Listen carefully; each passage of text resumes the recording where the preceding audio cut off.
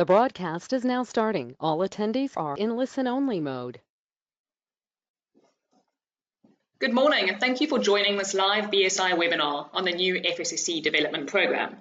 I am Kelly Mulholland, the Food Sector Leader for BSI South Africa, and I'm here today to help facilitate this webinar. With me today is our guest speaker, Cor Groenveld, the Market Development Director for FSSC 22000. Cor has been working as an independent consultant since May 2016 by supporting organizations in the food supply chain to develop and improve their food safety and quality management systems. Cor holds a BSc degree in food technology and has extensive international experience in food safety and quality by working for 22 years for a global certification organization. He is recognized globally as an expert, so you're in safe hands with him today. Before Cor begins, I just want to make you aware that you have joined this webinar in a mute-only mode, so you're not able to talk to each other or to us. This is because of the number of delegates on the webinar today. However, please feel free to type your questions in the question box in your webinar control panel, and we will do our best to answer them in the Q&A session at the end of the presentation. If you're having any technical issues, please also feel free to make this known within the question section, and we will get you assistance. We will also be running polls at the end of the webinar to engage with you and to get your feedback. Please note that this webinar is being recorded and the recording and slides will be made available to you after the webinar. Now over to Cor, who will kick off this morning's webinar presentation. Thank you, Cor. Thank you so much, Kelly. And it's great to be in this webinar. Good morning, everyone. And I'm very happy that you're attending this webinar. I also hope that you're all safe and healthy because we experience difficult times. You in South Africa and we here in Europe. I'm based in the Netherlands.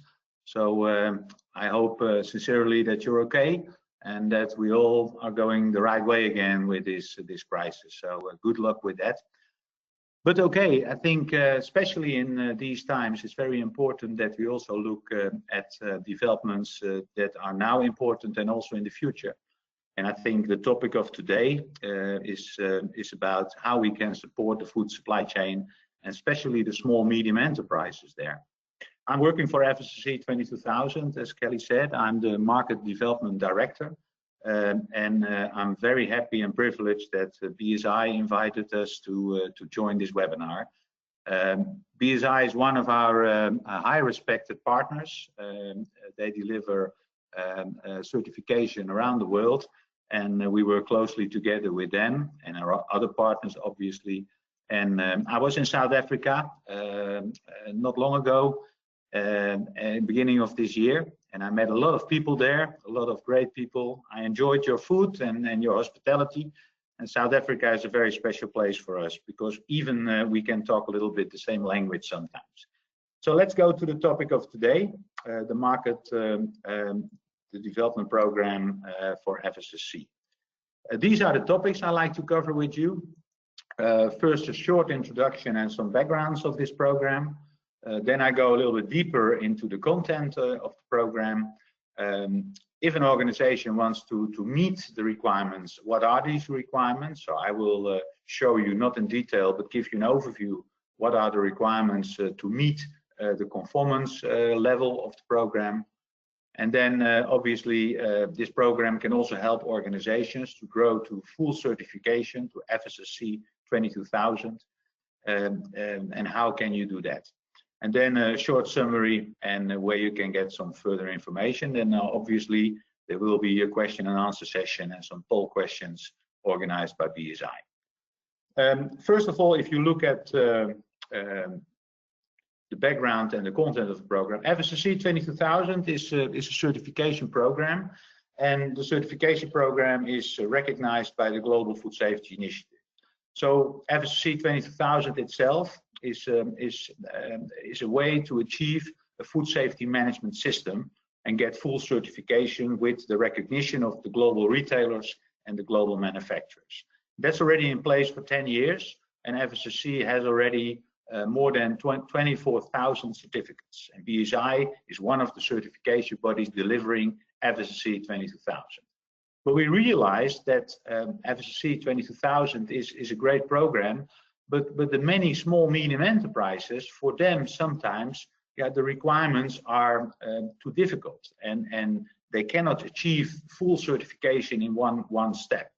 And therefore, we decided to develop a program that can be used by small, medium enterprises and can help them to improve and develop their food safety systems, but also it can help them to grow to full certification, and that is FSSC 22000. So that is a little bit of the background why we developed this program for small, medium enterprises. The current scope of the program is the manufacturing of food ingredients and food products. So it's a limited scope, but obviously most of the food organizations are active in this part of the supply chain. And we are also looking if we can extend the scope to other sectors in the food supply chain. We're already looking at catering. We are thinking about transport and storage. So it's possible to extend the scope, just like we have also an extended scope for FSSC 22000. As I said, it can be used to achieve full FSSC certification. I will explain that later. And what is important is that it's fully aligned with the Codex HACCP. And Codex HACCP, I think it's still the Bible. If you talk about food safety, it is used in most of the countries. Many of the countries even have it in their legislation. So following HACCP is very important. And also this program follows HACCP. And also the GFSI Global Markets Program.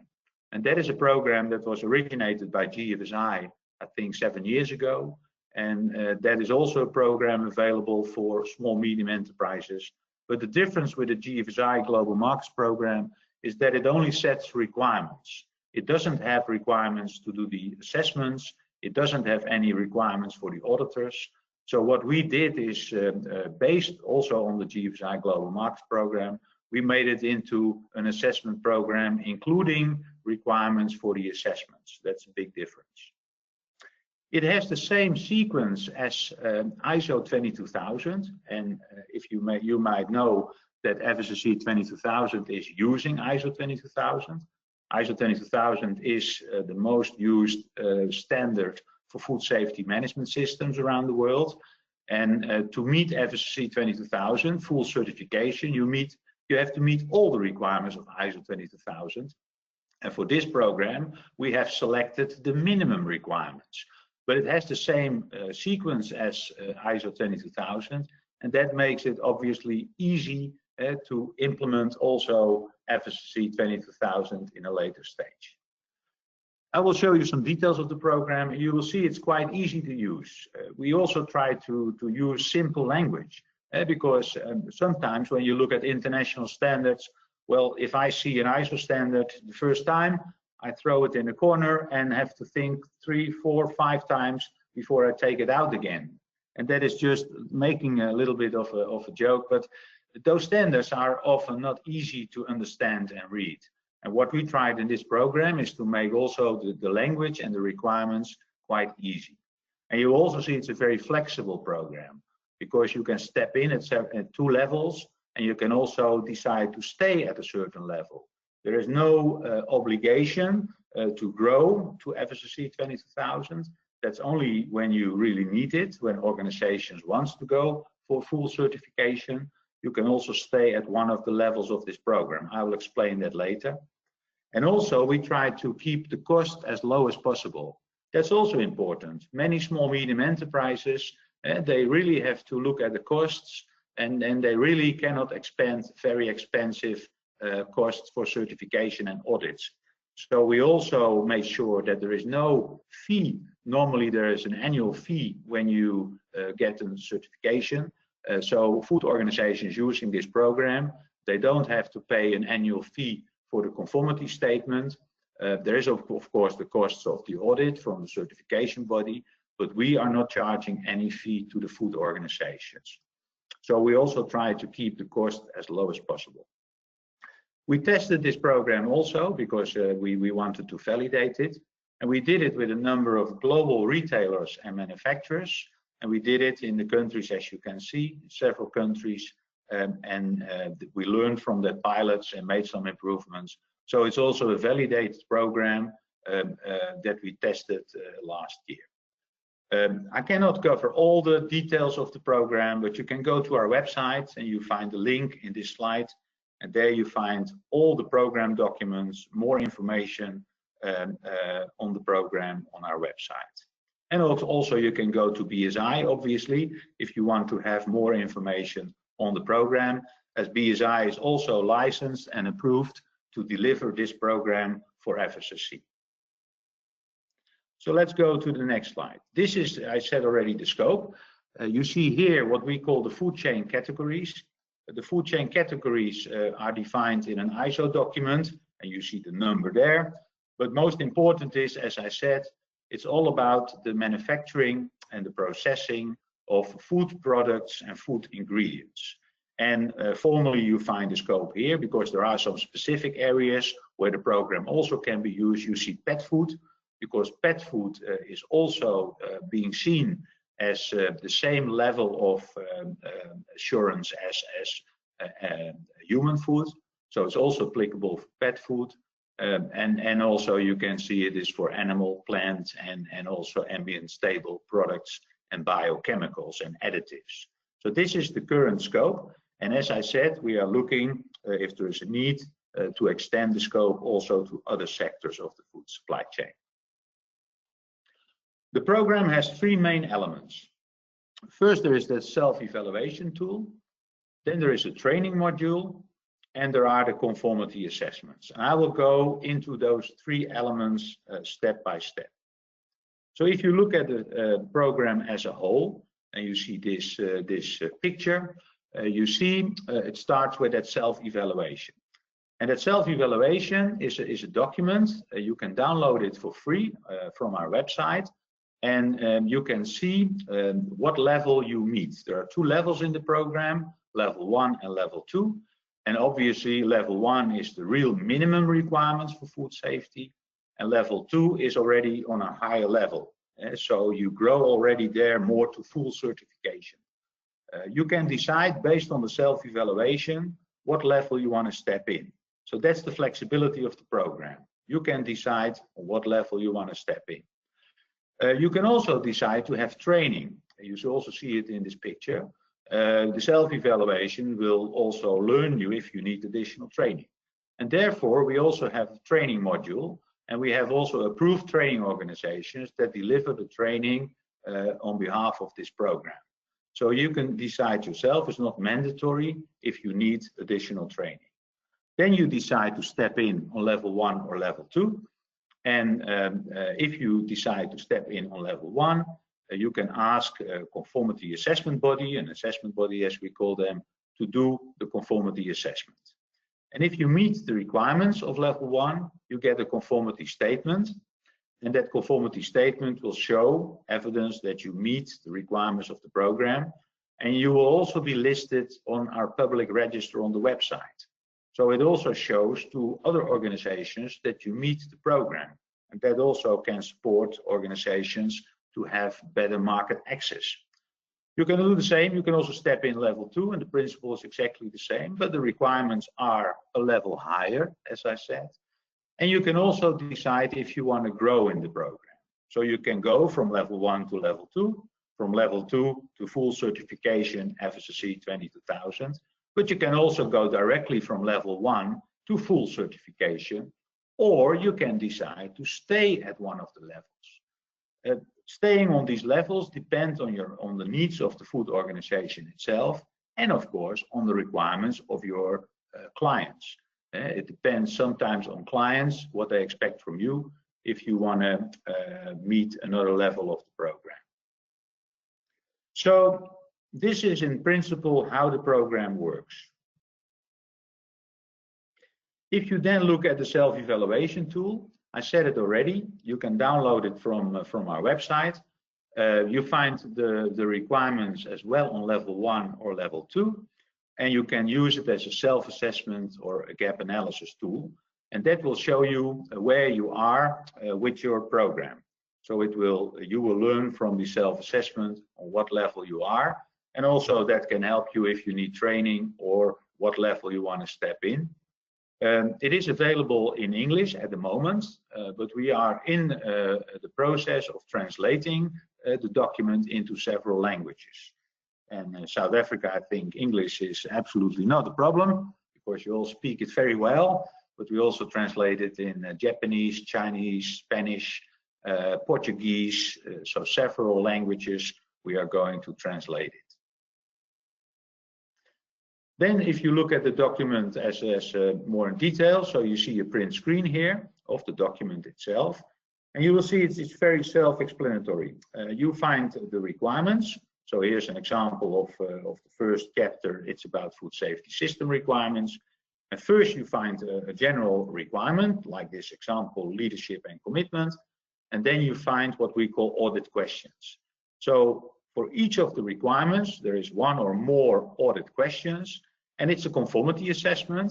So the simple answer is, do you meet the requirement or do you not meet the requirement?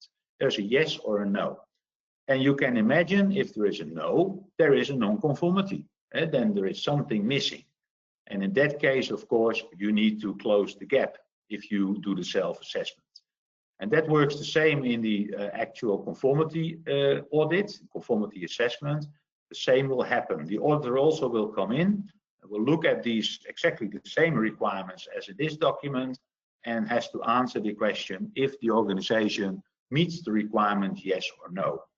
So that is how it works. And it goes on with a number of requirements.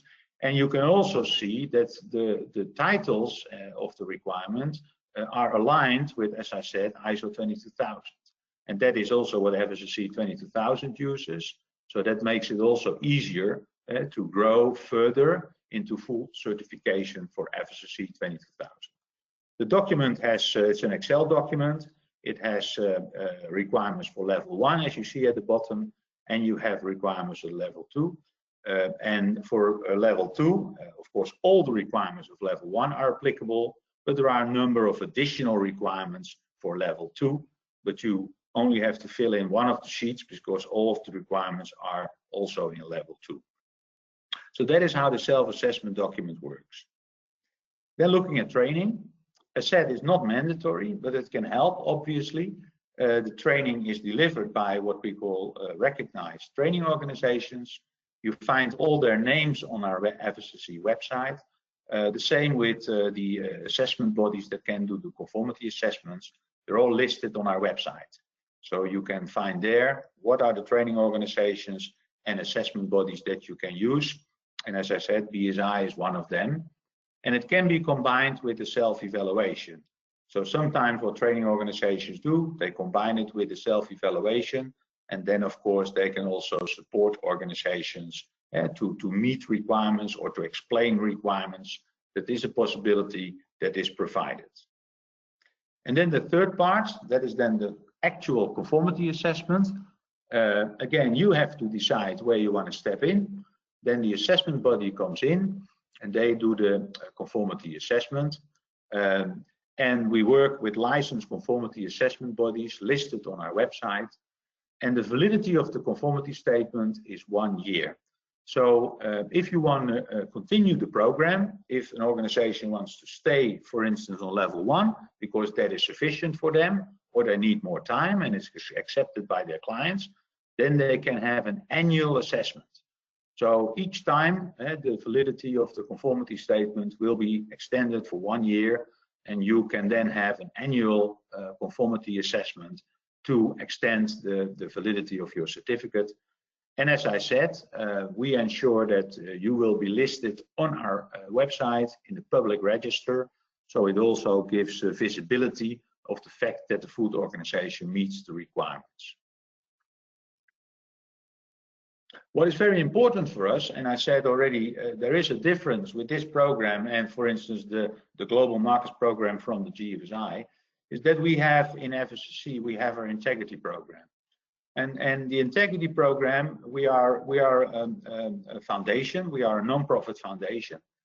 So we are really not looking at high profits, but of course we have our costs. And if you look at the costs in FSSC, most of our budget is spent to the integrity program, where we want to ensure, together with our partners, the certification bodies and the training organizations, to have a highest level of integrity with the audits and the assessments.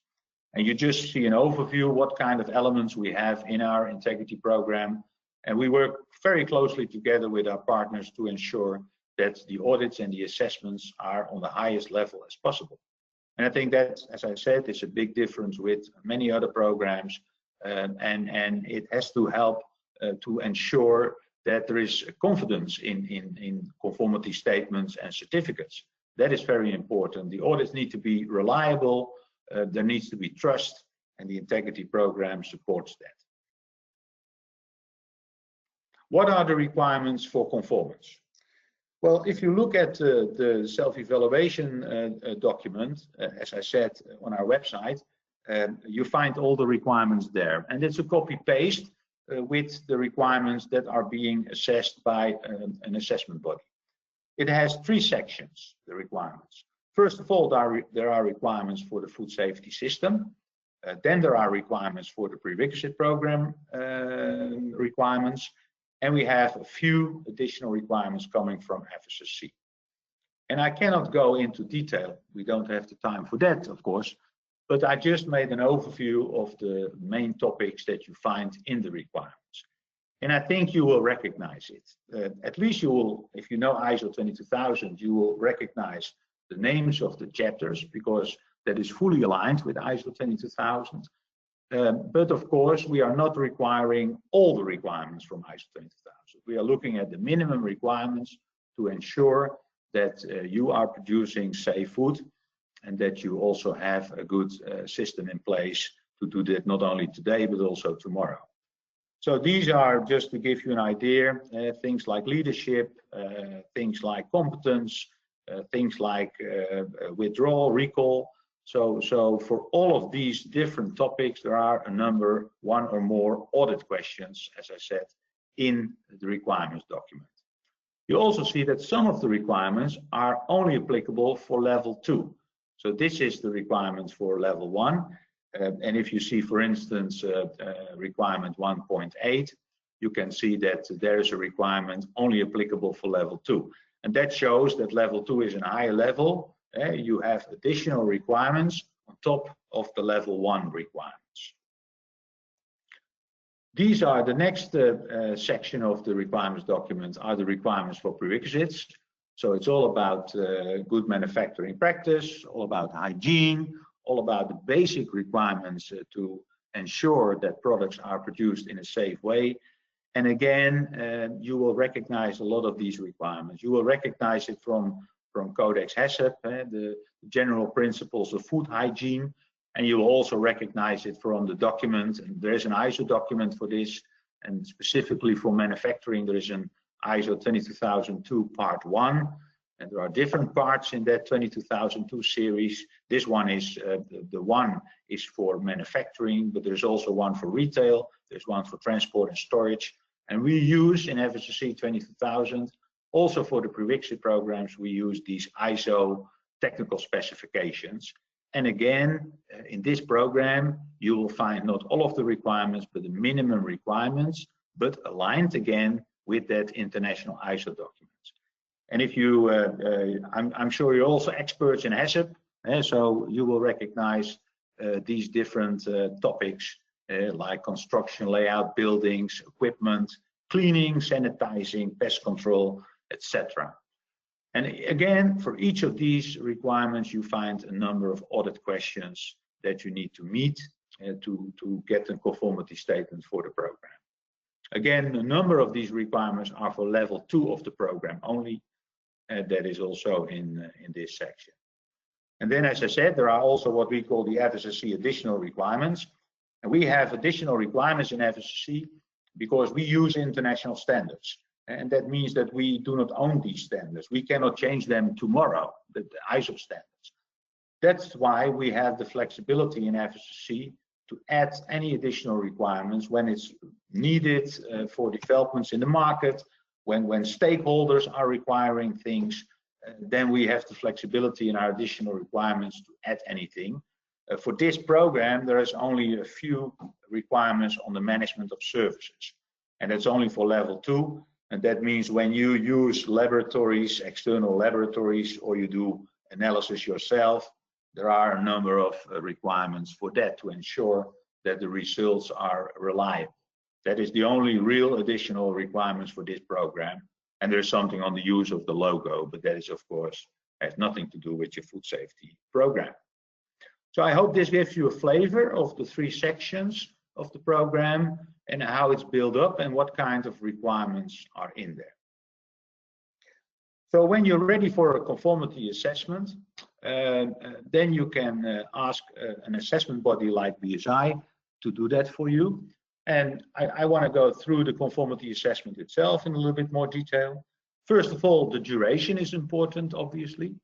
And I said it in the beginning, we realized that the cost aspect of programs like this is very important. I think very important is, the duration of the assessment, because here you see a threshold, you see the criteria, and you see that we have 3 kinds of organizations, small, medium, large, and there are some thresholds for that. You can read it yourself. And for the real small organizations, the assessment takes 1 day. And if you have medium-sized organizations, it is 2 days, and for large sites, it's 3 days. This is a guidance for the assessment body. There might be obviously some reasons because of complexity or other reasons that there is some difference in duration, but this, in most cases, is sufficient to do the assessment. And that is, if you compare it with full certification, I think it's less than 50% of the duration of a full certification audit. So that, of course, is already very important to reduce costs, because, if you have audits, you pay normally per day. So I think that is already a big advantage for smaller organizations to make it achievable for them to have assessments like this. If you look at the assessment report, well, the assessment report looks almost the same as the self-evaluation document. So as I said, the requirements themselves, they're copy-pasted. So no surprises when you get the assessment. The auditor will come with the same requirements and the same audit questions. And we have a mandatory Excel report tool that the assessment bodies receive from us. So everyone has to use the same report tool. So there is no difference in the reporting documents. And we think that is also good that there is some harmonization and standardization in the reports that are being made from these assessments. Also, we try to make it as easy as possible for the assessment bodies, also for the auditors, but that also saves time. So it's only one document for them. It's one document covering as well the requirements, as I already showed to you, and the reporting. And again, it's the same format, it's requirements and audit questions, and the auditor fills in if an organization meets it, yes or no. It can also be not applicable. Sometimes, a requirement is not applicable, but then there needs to be a justification. And that is also up to the conformity, the assessment body and the auditor to fill in that justification. And obviously, when an organization does not meet one of the requirements, there is a non-conformity, as we call it.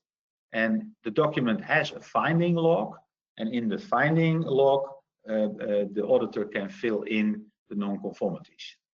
And I will explain a little bit later what kind of non-conformities there can be and what is the result on getting the conformity statement. Again, easy to fill in.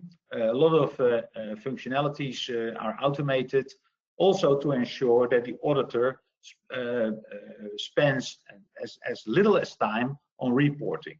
Reporting is often taking a lot of time for the auditor, and we try to make the auditor's life as easy as possible. And that's not easy because it's a difficult job being auditor, but at least that the document is easy to fill in and saves time also in the audit. Here you see some print screens of the report. It starts with what we call basic information, and it's automatically printed into a PDF when the auditor is ready.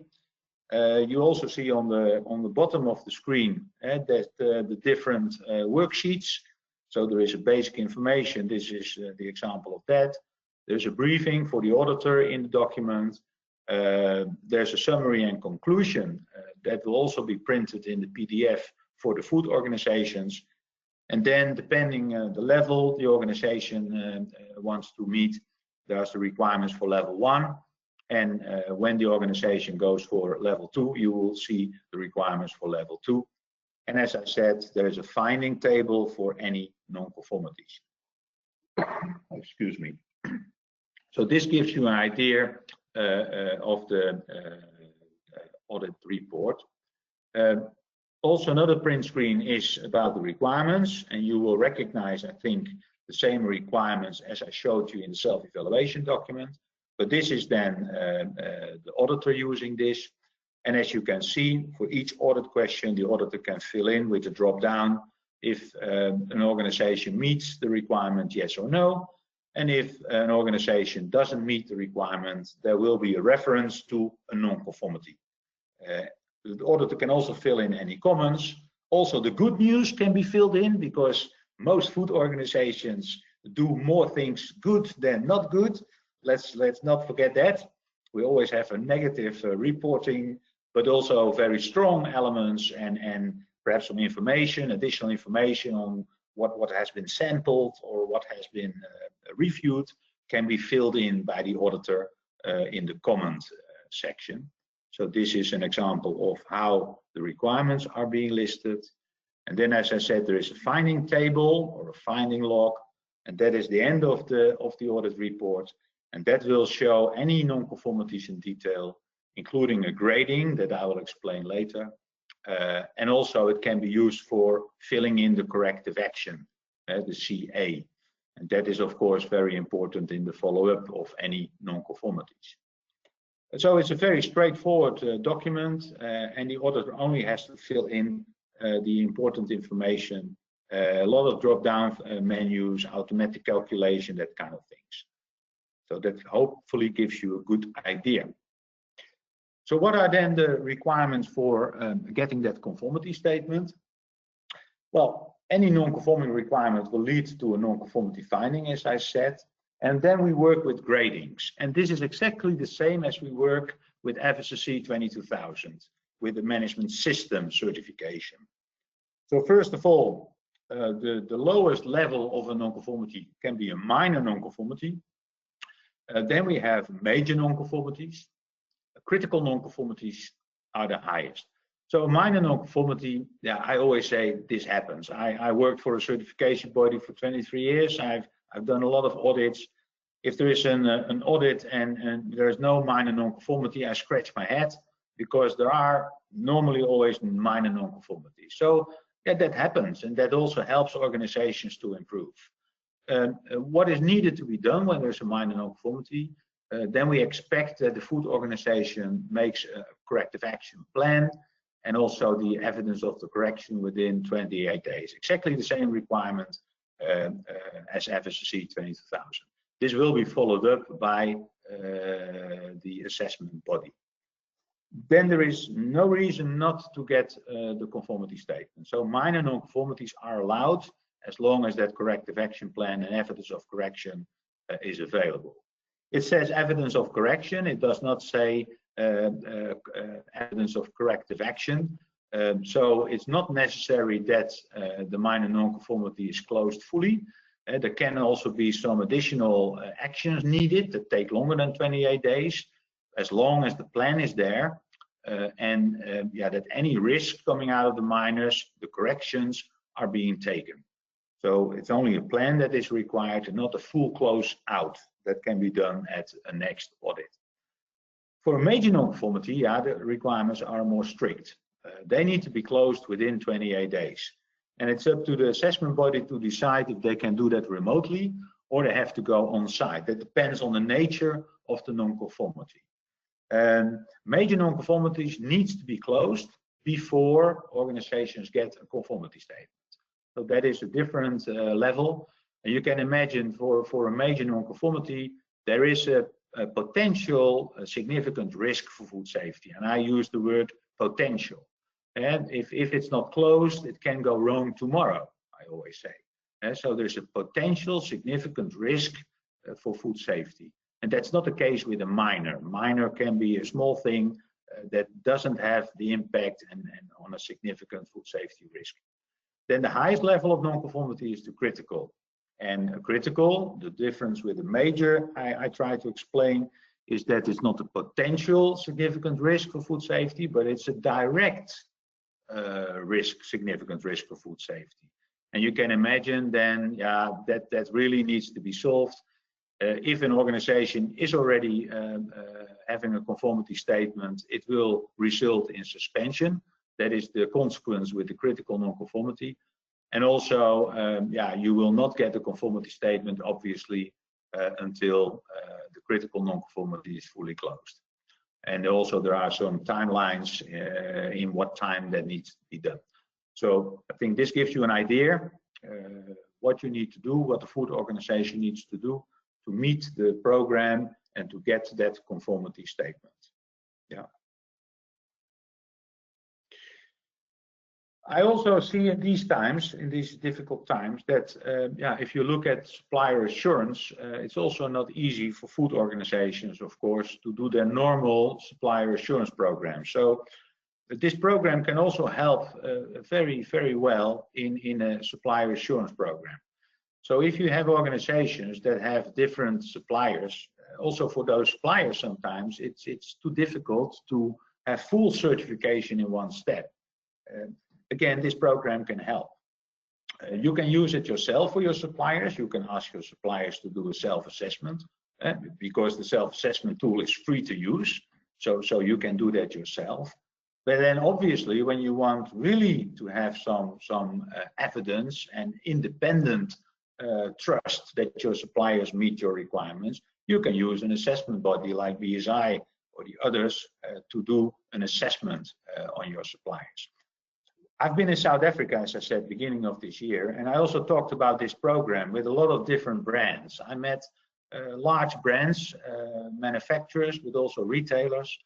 And what I learned from South Africa is that also, the southern part of Africa and the east and the west, you have a lot of countries there where you use suppliers from. And also, sometimes it's not easy for those suppliers to meet those full certification programs like FSSC 22000 in one step. So I think also for supplier control and assurance, this program can really help. And also what is interesting, of course, most of the brands have their own supplier programs. And that can mean that a small food organization has to meet different programs. And that also makes life not easy. So we also think that program like this can help in getting more standardization and harmonization in requirements when you want to use it for your suppliers. So I also think that it can help very much in a supplier assurance program. So if an organization wants to grow to FSSC 22000, that can be possible. That is possible, obviously, as I said. Well, this picture shows you a very generic the development program, level 1, level 2. You see it on the bottom of the pyramid. You see that level 1 and level 2 use part of the requirements of those international standards. And then if you want to go to FSSC 22000, an organization needs to meet all the requirements of the international standards. So it's all based on the international standards ISO 22000 and the ISO technical specification for prerequisite programs, the 22002 and part 1 for food manufacturing. And there are a number of additional requirements. So the development program is also based on that, but as I said, it is not all of the requirements, but the minimum requirements. And then obviously an organization can grow further to full certification. And I think that is important when you have full certification for FSSC, then you meet the ISO standards fully, and you also have certification under what we call GFSI, Global Food Safety Initiative recognition. It is important to realize that there is a difference with FSSC 22000 and the development program, and this slide explains that. Without going through all the words, you get a handout of this presentation after this webinar. But I think what is important is that it's not the same. It is not meeting all the requirements. It's part of those international standards. Again, it's not what we call full certification, but it's a conformity assessment program. It's not recognized by GFSI, the Global Food Safety Initiative. It's aligned with GFSI, but there is not a kind of GFSI recognition for this kind of programs. And only full certification that you can say is recognized by the GFSI. The difference is also there is no accreditation for this program. That doesn't mean there is no control, because I explained to you already, we have our own integrity program. And I think our own integrity program is even stricter than general accreditation. So accreditation is absolutely good, but for this program, accreditation is not required. That also reduces cost a little bit, you know. I mean, it helps also, of course, that we can have lower cost for this program. And also the result is not what we call a certificate, but we call it a conformity statement. Validity is also different. When you look at the certificate for FSSC 22000, that has a validity of 3 years with annual audits, but the validity of the certificate itself is 3 years. That is normal with management system certification. For this program, for the development program, the validity of the conformity statement is 1 year. And if organizations, as I said, want to stay on level 1 or level 2, they can have an annual reassessment again to extend the validity of the conformity statement. So these are, I think, a number of typical differences between the FSSC development program and full certification by FSSC 22000. I start to get to the end of my presentation. I think that's nice, almost 45 minutes. First of all, I want to summarize by this step approach, the summary. What steps can an organization take to use the program? Get the information first, obviously. Go to our website, go to BSI, get the information on the program. You can download the free requirements and self-evaluation tool. You can do a self-evaluation, as I explained. Decide if you need training. Then we have, next to the assessment bodies, we also have the approved training organizations on our website. You need to close any gaps, of course. If you found any gaps in your self-evaluation, well, try to close them before you get the conformity assessment. That's better, of course. And then you can contact an approved assessment body like BSI to agree to have a conformity assessment. And once approved, you get a conformity statement, the audit report, and you will be listed on our website. So I think, again, a summary of the steps that organizations can take to use this program and to become a conforming food organization. So a summary. First of all, I think, most important is that we think that this program can help the many small, medium enterprises around the world. They play a very critical and important role in the supply of safe food. And we see that also now in the COVID-19 crisis, how important is our food supply chain. We need to continue to ensure that everyone has access to affordable and safe food. And the SMEs play a very important role, but many of these SMEs need support. And this program can help small, medium enterprises to meet international requirements, to get that recognition by a conformity statement, but also the possibility to grow further to full certification when they need it. It is a stepping stone model to reach. It's easy, I think, with this program to grow to FSSC 22000. I think I explained that already. Flexible, you can grow, you can stay at a level. It's your decision, and it depends, of course, on the needs of your clients. But we don't dictate what the organization need to do. It's up to the organization and their clients what level is needed for them, and if they need to continue to grow to full certification. We have approved assessment bodies, we have an integrity program, we ensure that the quality of the assessments are on a very high level, and the same with the training organizations. So I think that is important. I explained it can be a great tool for vendor assurance, for supplier assurance. You can use it for your suppliers. Once an organization is approved, obviously it can also help in market access, because there is visibility of conforming the requirements. There is a conformity statement and the register.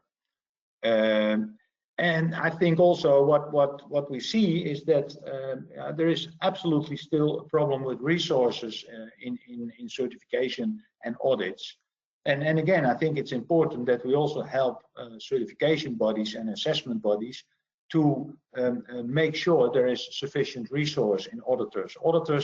Good auditors are scarce, and this program can help, because the requirements for auditors are still pretty high. I mean, yeah, they still need to be a good auditor. But when you compare it to full certification, you can imagine the requirements are a little bit more accessible.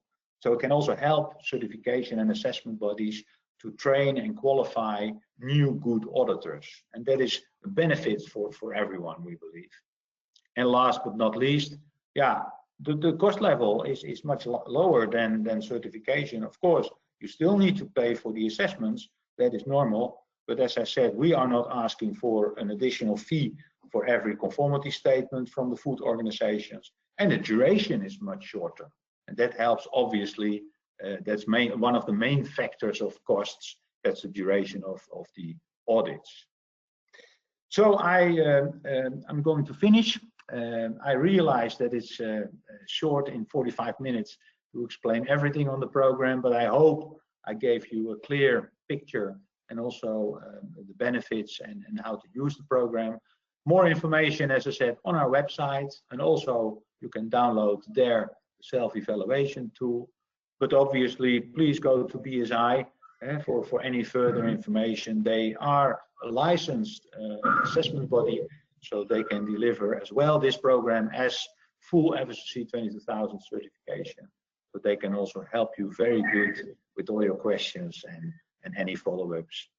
So thank you so much. I hand over now to the organization again for the further follow of this program. So thank you so much. Thank you very much, Cor. Thank you for this insightful presentation into the FSSC development program and the program requirements. Before we get onto our polls, I want to please remind everybody to post your questions in the control panel for the Q&A session taking place shortly. We see that there's a number of questions that have already come in, which Cor will answer shortly. So it's time for our first poll question. We'd like to know if you are currently certified to a food safety standard. So as you can see, it should come up on your screen. If you are currently certified to a food safety standard, if you could please indicate for us yes or no. We'll just give all the attendees a moment to complete the poll question.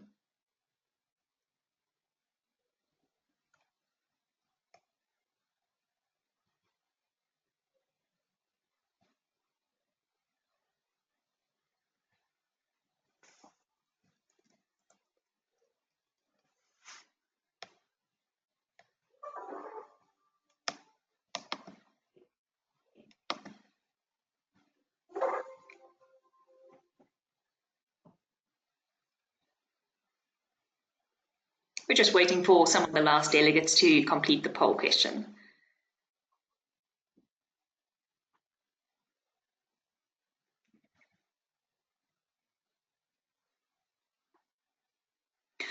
Wonderful. So we see that the poll results have come in, and the answer is that at the moment there's 36% of the delegates who've attended this webinar are currently certified to a food safety standard. 64% are currently not certified to a food safety standard. It's interesting to see that the 36% are currently certified to a food safety standard, and we hope that those that are not yet certified will consider moving towards the FSSC development program approval and conformity. On to our second poll question. Would you like to receive more information on being approved to the FSSC development program, which Cor has gone through with us today? So again, you can indicate yes or no as to whether or not you would like to receive more information with regards to the FSSC development program, and BSI will happily supply you with any additional information you require.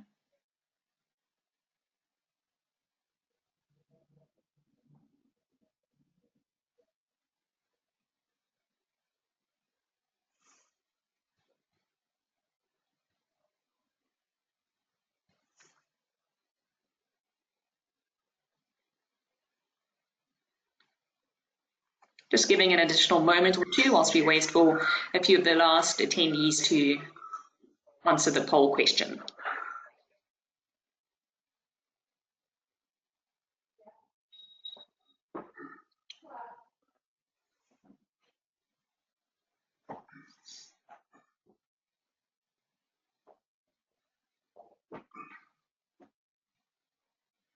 Wonderful. Thank you guys all very much for the feedback to that poll question. We see that 85% would like additional information with regards to the FSSC development program, which we will make available to you after this webinar is completed. On to our third and final poll question. We'd like to know from you whether you would like to receive any information on food training courses. Whilst we give you a moment to complete the poll, just to mention, BSI does offer a wide variety of food safety certification trainings. We also offer virtual training, so please visit our website to gain further information, and we'll also obviously be happy to send you any additional information you'd like as well. We'll just give the delegates an additional moment just to complete the last of the delegates to complete the poll question.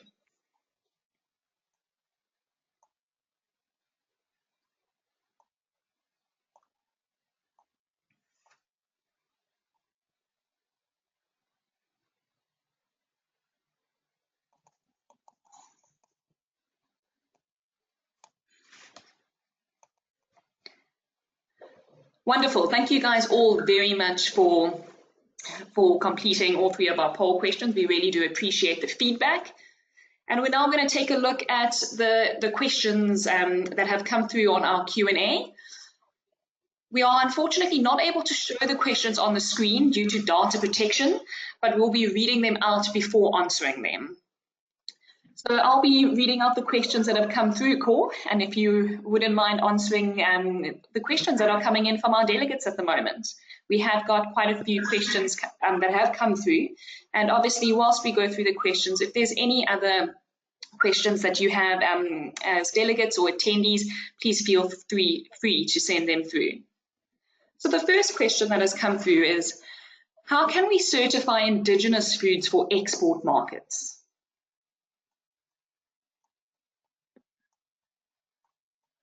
Can you repeat the question, please? Sure. The question is, how can we certify indigenous foods for export markets? Would it be applicable to... What are indigenous food? We'll get back to that question in a moment. We'll ask the delegate if they could maybe describe for us a little bit more as to what types of products they're referring to that they'd like to export. On to question 2. Which global retailers was the program trialed with? And is there scope for local retailer engagement, as the SMME producers are very much retail driven within South Africa? Yeah, no, we test. Yeah, I will not call out the names of the retailers, because I think that is something that should not be open. But there were retailers, global retailers, that are also active in South Africa, and also we had conversations with retailers in South Africa, and what we see is that there is an interest, and they also want to use the program. Again, it's also something that we need to explore further, but the retailers are interested in the program. What we see is that there is also a realization that if all the retailers have their own requirements, that makes it also difficult for small and medium enterprises. So it can also help to standardize the requirements. There can always be additional requirements for retailers, because you can imagine most retailers have the same basic requirements, and this program covers those requirements. So a big advantage would obviously be to use this program, and if they have any additional specific requirements that can be different between retailers, they can add it to it. But we learned that if you look at the requirements of this program, it covers almost all the basic food safety requirements of all retailers. So I think that is important. Wonderful. Thanks very much for the clarification, Cor. On to the third question. Why does the pilot project not announce certified organizations on the website? Because when you look at the pilot program, based on the pilot program, obviously, we made some improvements in the program. So what you see is there are already a number of conforming organizations on our website, but the pilot was also meant to see if we need to make any improvements on the program. So improvements have been made, and the organizations that want to have a formal conformity statement, if they meet those additional changes, they will get the conformity statement. That's in progress now. But the pilots were obviously not exactly the same as the program has been launched, because we made some improvements, some learnings, and that is why the pilot organizations were not mentioned. Great, thanks very much, Cor. On to question 4. Are all FSSC approved and accredited CBs automatically licensed assessment bodies, or is it a separate application? Can unaccredited certification bodies get approval as conformity assessment bodies? Yeah, that's a very good question. All questions are good, obviously. The FSSC approved and accredited certification bodies are not automatically licensed, because they also have to show, of course, that they understand this program and that they have auditors and assessors that know this program. So there is an additional requirement for the existing FSSC approved certification bodies. They need to make sure that they understand this program, and they have also auditors that are internally trained for this program. So there is a separate application and a separate approval for this program. The second part of this question, can unaccredited CBs get an approval? No, that's not possible, because we said for FSSC are now more than 100 certification bodies with a license for FSSC 22000. And you need to have a license for FSSC 22000 first, and then you can apply for this program. Because we know these certification bodies, they are also having enough resource globally, and obviously that also gives us the confidence that those certification bodies meet already our requirements for FSSC 22000. Great, thank you very much, Cor. On to the next question. The delegate would like to ask that there are many small and medium-sized enterprises that they are aware of that would like to apply for the program, but they would like to confirm how would you differ or decide whether the company is categorized as a small or a medium company? Yeah, of course, that is a difficult definition. I think most important is to look at the status of their food safety system. Even large organizations can use it, let's be honest. So what we said, SMEs, I think that is a general terminology we use, because most of the small medium enterprises, they often need support in improving and developing their food safety systems. But even if an organization is large, they can also use this program. It is more the status of their food safety system. It is really meant for organizations that cannot achieve full certification like FSSC 22000 in one step. And any organization that is in that status can use this program. And also, when you look at that slide I showed on the duration of the assessment, it shows that we have identified 3 kinds of organizations in numbers of employees, or numbers of processing or production lines. And there you find that we have identified small, medium, and large. So the SME terminology is more an identification that most of the organizations that are smaller often need support in developing the systems, but it's more the status of their system. And if they are able to meet full certification in one step, yes or no. If not, they can use this program. Thanks, Cor.